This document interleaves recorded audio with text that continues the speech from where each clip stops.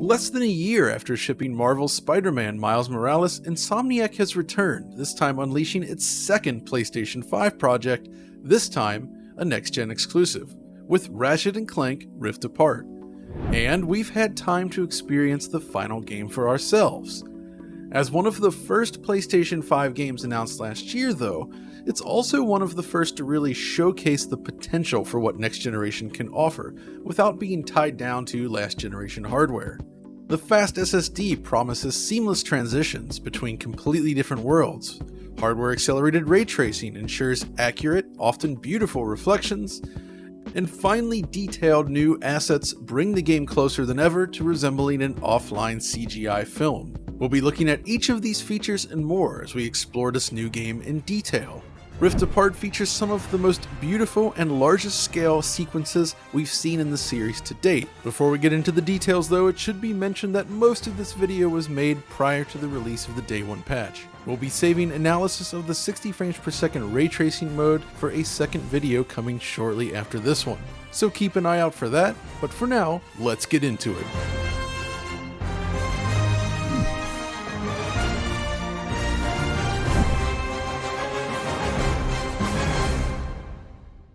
When Miles Morales launched on PlayStation 5 last fall, its fast loading and impressive ray tracing features stole the spotlight.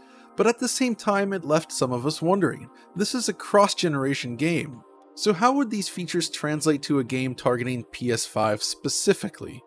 Well, by and large, extremely well. More than anything, it's extremely fascinating to see how, what I'd imagine, are lessons learned from Spider-Man being applied to such a different style of game. Rift Apart retains the basic structure of a Ratchet game, however. You'll travel between different areas by way of your ship, and each of these areas offers its own unique visual style and layout. Some are more narrow, action-driven affairs, while others offer a wide open area to explore, the scale of which we've not really seen in this series before. But it's the way you travel between these areas which impresses the most, and this ties directly into the system's SSD. With the arrival of the new generation, the most obvious and expected improvement revolves around faster loading times. The difference is dramatic and game-changing, but ultimately, it's really just about reducing the amount of time spent waiting. This is true of Ratchet as well. Moving between planets is basically instant now, and furthermore, this allows the developers to set up some truly spectacular cutscene events, such as this sequence here where the scene moves seamlessly from one area to the next, almost like a feature film. No pausing or loading to be seen. But Rift Apart is one of the few games to showcase what's possible when used in a different way, essentially using rifts to move across dimensions. We got our first taste of this in one of the game's earlier trailers, with Ratchet launching through multiple dimensions in real time. In the original demo, however, there were noticeable hiccups in performance as areas were loaded and unloaded, but it served as an impressive example of what was possible. This same sequence exists in the final game, and these hiccups have been completely eliminated. At least mostly. I did note an occasional single extra frame here or there on the frame time graph, but it's dramatically better than the demo.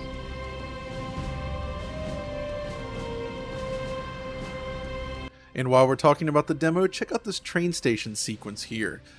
The rifts were not drawn within the reflections, so in this case you only see the tentacles coming out of, well, nothing. In the final game, however, the rifts are factored into the ray-traced reflections. I mention these as I do feel it's worth highlighting situations where a final game improves upon an earlier trailer. In this case, there's a genuine upgrade. Of course, this sequence is impressive, but ultimately just for show. The bigger question is, how would this be used within the gameplay? Well, the most basic rift type appears during combat sequences. Target the rift, and you immediately pull yourself towards another section of the map. While the area within the rift object itself shares the same data as the rest of the scene, but it is a separate viewport. It basically works by allowing the player to pull the rift object closer to the camera, and then at some point you cross the threshold, in which case Rivet is transported to that new area of the map. There are other places where portals lead to completely different areas as well, and this does actually need to load two separate scenes. In this case, the game is rendering two unique viewports and both are fully featured, motion blur, anti-aliasing, volumetric, shadows, etc. They're all rendered correctly within 2 viewports, enabling seamless transitions between different areas. You can walk between the 2 areas as you please. And in fact, the same dual viewport technique is used to allow for true cross wipes in cutscenes like this. This may seem trivial at a glance, but in reality, during the wipe effect, each side of the image is a separate viewport being rendered at full rate and quality in real time. It's a very cool technique. But there's a lot more here as well. Things become significantly more ambitious when you arrive at Blizzard Prime. When you arrive, all that remains of the planet is floating rubble. Without the atmosphere of a planet, you're floating in 0G as well. But rather quickly you'll stumble upon one of these large purple crystals, and if you whack it with your hammer, you're instantly transferred to another version of this world before it was destroyed, a different dimension if you will. The alternate dimension is bustling with life, both enemies and NPCs alike. The sun washes over the scene, and boiling lava fills the crevices between the pathways. So what do they do with this then? Well, this directly ties into some of the gameplay mechanics such as puzzles that you'll solve on this planet. In some cases, you'll need to manipulate elements in one dimension, then switch back to the other to make it through. Later in this stage then, you'll encounter this grind rail section with multiple tracks to jump between. But in this case, purple crystals are placed alongside the track. By hitting them during your grind, it'll swap between the 2 separate maps. All that's retained is the character momentum, position, and data. It's an impressive sequence. The idea resembles the Effect and Cause mission featured in Titanfall 2 in fact, where you can switch between 2 time periods with the press of a button.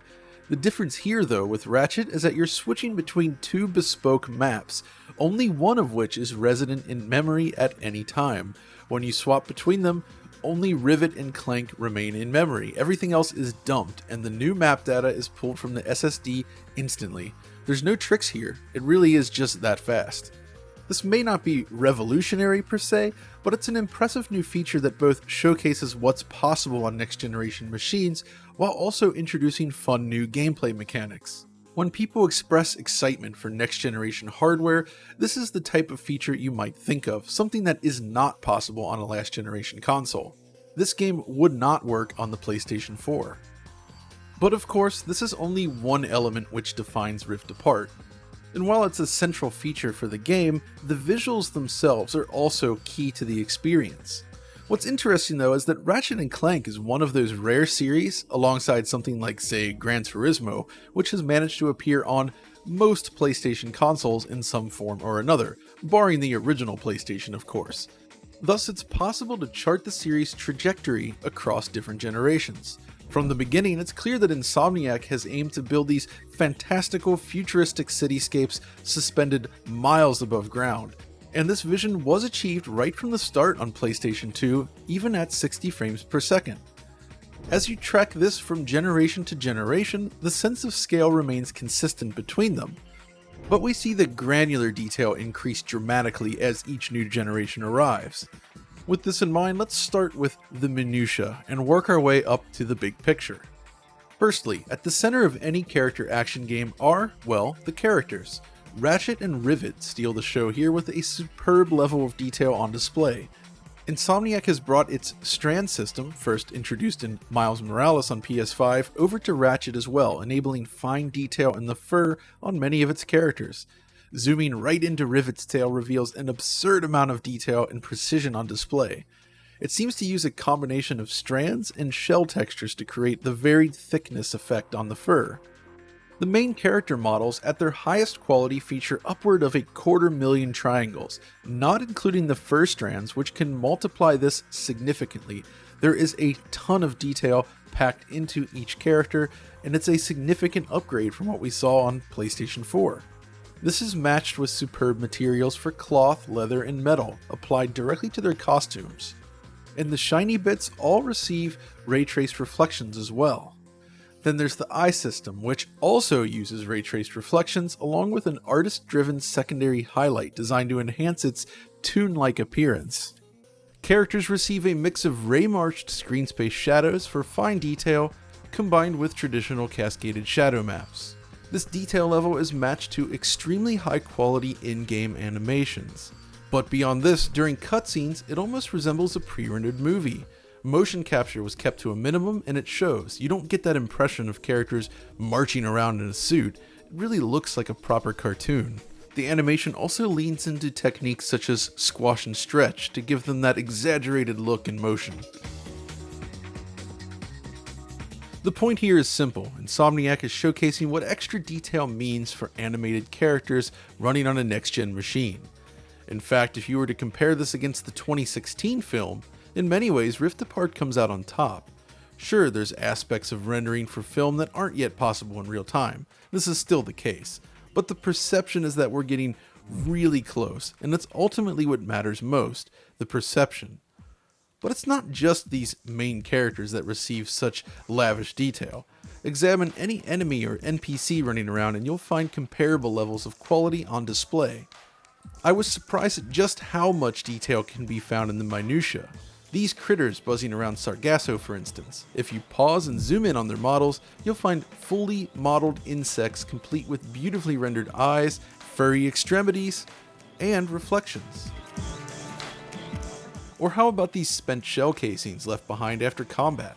From a distance, you wouldn't think much, but stop and zoom in via photo mode, and you'll find that each one is supremely detailed with surprisingly rounded edges and reflections applied to the metal material. It's just an absurd level of detail. So the characters inhabiting these worlds are extremely impressive, but what about the environments themselves? Well, as is tradition for Ratchet games, you'll explore a wide range of bespoke areas. From a neon-soaked rainy metropolis under the cover of night, to the aforementioned Blizzard Prime, and beyond, there is a lot to see. Walking through some of these environments, you begin the game here during the celebration of Ratchet & Clank's achievements. The designers have crafted small floating replicas of stages from prior games, starting with the very first area from the original. Stop and look around though, and you'll find that the scene is packed with detail and animation everywhere. The crowds in the stands are numerous, and if you stop and zoom in, they hold up shockingly well. Confetti, fireworks, particles, and reflective materials galore are just everywhere. It makes a very strong statement of intent in terms of what they wanted to deliver visually. Eventually, you run into your old nemesis Dr. Nefarious, which delivers our first big set-piece moment complete with destruction and rail grinding. It feels like Insomniac's experience making Spider-Man has paid off here as well. Eventually though, you begin to explore the city itself. From the finely detailed grass and rounded structures, there's a lot to see. But by now you should have started to notice the sheer volume of reflective surfaces throughout, and we should talk about this. So, like the Spider-Man games on PS5, Ratchet makes use of hardware-accelerated ray-traced reflections. Materials of all variety can utilize this reflection data, from large mirror-like surfaces, to Ratchet's eye, to rougher surfaces like this. These reflections add a lot of depth to the world in a way that differs from the metropolis seen in Spider-Man with its plate glass windows. What's impressive to me is how reflections can apply so well to curved glass. In fact, reflections even flip upside down realistically when looking into dome-shaped glass.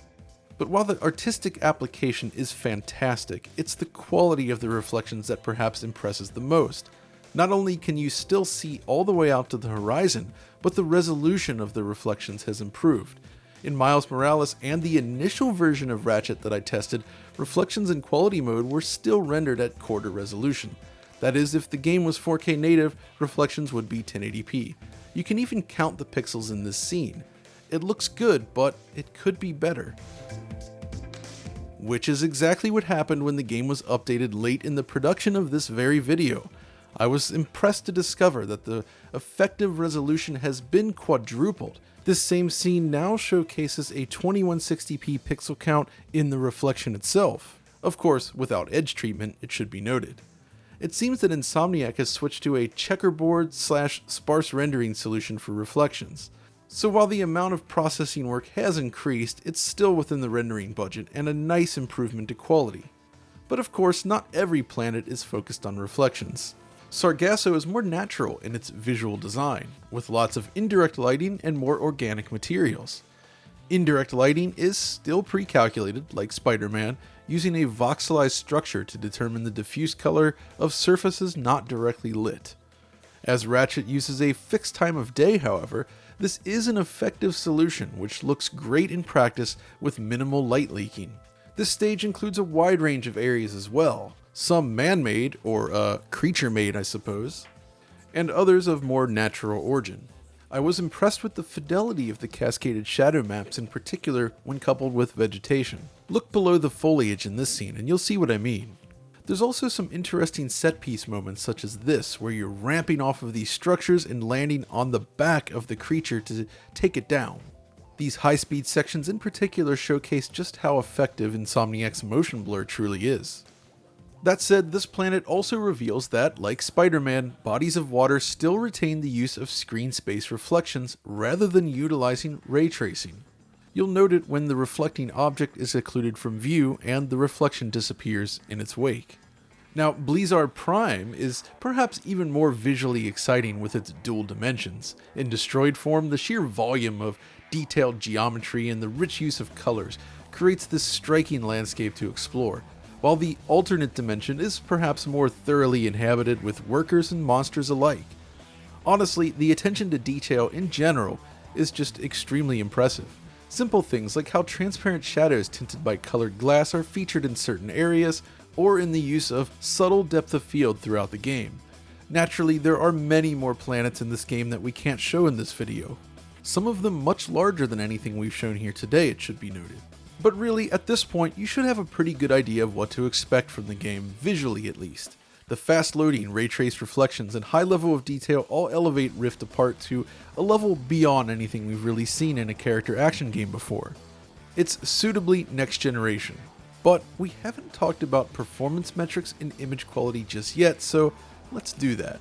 Well, firstly, I have to note, the Day 1 patch arrived just as this video was already in deep production, so as noted earlier, we'll be discussing that in more detail in the next performance-focused video. That said, first impressions are solid. The 60 frames per second ray tracing mode is very stable, as you would hope. It is worth noting that the performance ray tracing mode was accessible before this patch, by setting your PS5 to favor performance at the system menu. But it's clear that the patch itself has brought a whole slew of new features to the table and even better performance. Again, the next video will focus primarily on this mode. But what about the game's default quality mode? This is what's been used for capture throughout most of this video. Well, naturally, 4K is the target resolution here. Dynamic resolution scaling is enabled, however, and has a floor of 60% of 4K as the lowest possible resolution. But in reality, the game maintains a 2160p pixel count the majority of the time, with some dips to 1800p occurring when things heat up. Anything lower is extremely rare. The key here is that image quality is kept clean in motion. Insomniac's temporal injection solution remains in use here, being applied to these high pixel counts to great effect. It is effectively very much like what we saw in Spider-Man at launch on PlayStation 5 when using the quality mode, so if you played that game, you should know what to expect here. But what about performance? Again, we'll have more in-depth performance analysis in the coming days, but the quality mode performs as you would expect, both in its pre- and post-patch form. Effectively, we're looking at a near-flawless 30 frames per second using this mode during gameplay. No amount of particles impact performance in this case, it's very fluid and very stable. But that doesn't mean it's 100% perfect. If you recall in Spider-Man, we noted that duplicate frames can appear between camera cuts during the game's real-time cutscenes, just like this. Unsurprisingly, this behavior has been inherited in Ratchet. Every time the frame cuts, you get a small blip like this. It's not that the frame rate is actually dropping here, it's just an extra 33 millisecond pause, but it is slightly distracting if you know what to look for. We're running out of time here, but I do want to briefly mention the audio as well. Rift Apart makes excellent use of the system's 3D audio capabilities, specifically when using headphones. Here's a sample of what it might sound like within the bustling city.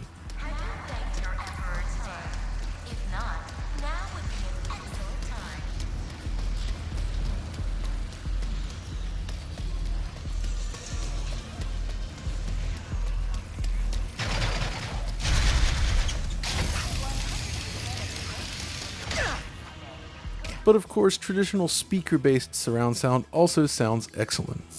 So, with all that said, I believe Ratchet & Clank Rift Apart is indeed a showcase title for the next generation of consoles. It's a game that is not possible on PlayStation 4, but like prior entries in the series, I also believe it will stand the test of time. It builds upon the mechanics first introduced in the 2016 game and further improves upon them. It's the best playing entry in the series by far. It also raises the bar as far as storytelling goes. It keeps the fun vibe of the originals, of course, but you can tell that the studio has gained confidence in its storytelling following Spider-Man. This video, though, is just scratching the surface. There are many more worlds to explore, and I would definitely recommend doing so. But that's gonna do it for this video. We'll be back soon with the performance update, but in the meantime, if you enjoyed this video, as always, be sure to like and subscribe and ring the notification bell, and if you want direct, high-quality capture, be sure to check it out over on our Patreon site. But until next time, this is John, signing off.